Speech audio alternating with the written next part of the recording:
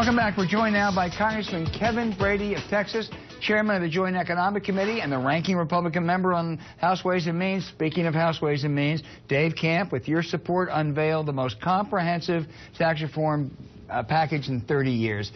There isn't any chance that the House will actually vote on it this year. It really is for discussion purposes, isn't it? Well, I don't know the timing on a vote, but I know the timing to lay down this draft is long overdue. Right. This code is dragging our economy down. It's just costly, complex, it's unfair. Someone, sometime, had to lay down that first top-to-bottom rewrite. And you have done that in a really admirable way. But now you talk to the Speaker and everything. Is there any chance that the House will vote on it this year, or is this for an important discussion to take up next year?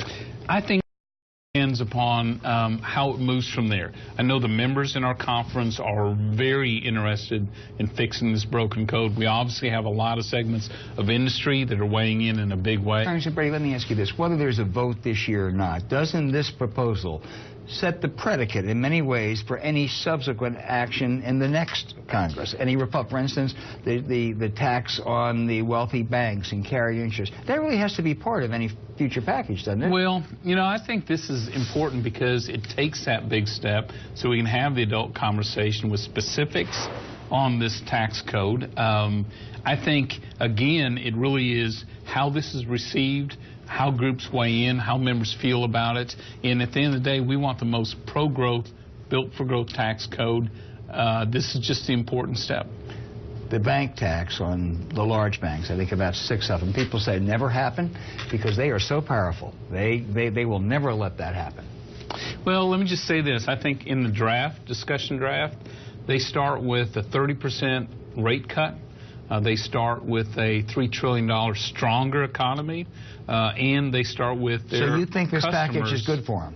I think if you look at the whole package, I think this has much more benefit, especially as banks are laying off thousands of workers because of this disappointing economy. They will oppose it, the big banks. Will the small banks support this?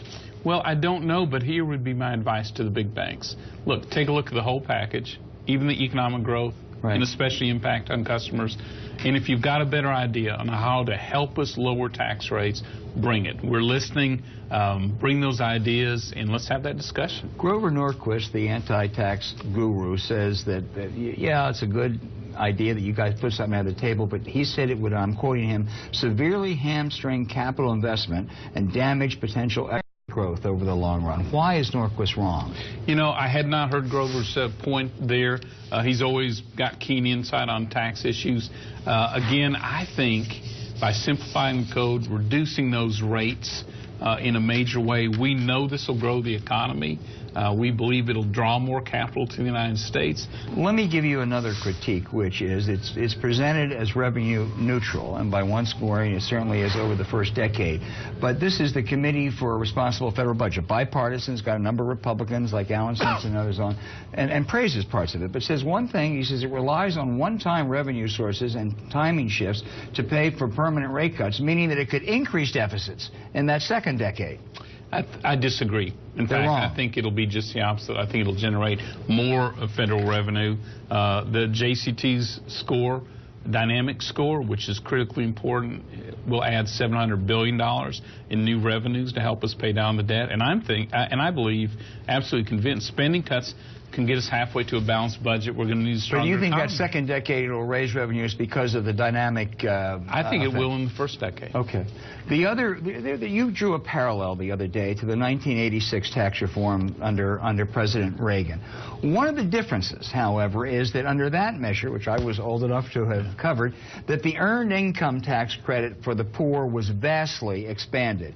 Under this proposal, it actually would cut back on the EITC. So a woman making the minimum wage, 17 grand, 2 kids, she'd lose up to $2,000 in 4 or 5 years. Should the poor have to bear the burden for any of this? No, they don't. In fact, in this draft proposal, everyone making up to $100,000 a year sees a tax cut.